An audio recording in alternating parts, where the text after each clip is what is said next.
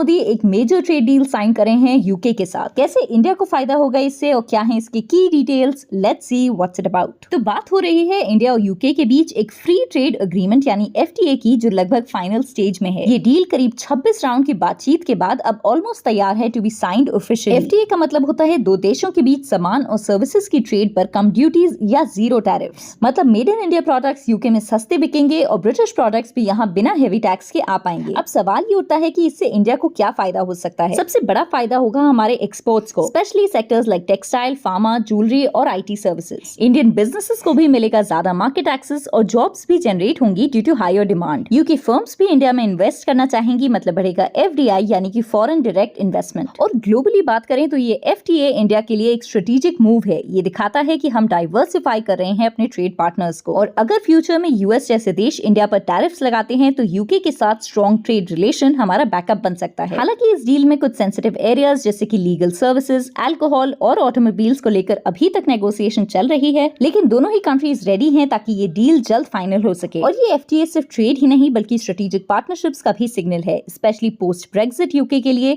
जो एशिया की तरफ देख रहा है फॉर न्यू अलाइज। इंडिया अपनी ग्लोबल पोजिशनिंग को और मजबूत कर रहा है। एक तरह से ये मेक इन इंडिया को ग्लोबल बूस्ट देगा। तो आपको क्या लगता है, क्या ये एफटीए यूएस टैरिफ्स के खिलाफ इंडिया का सही जवाब बन सकता है? कमेंट करिए अपने thoughts responsibly and make sure to subscribe.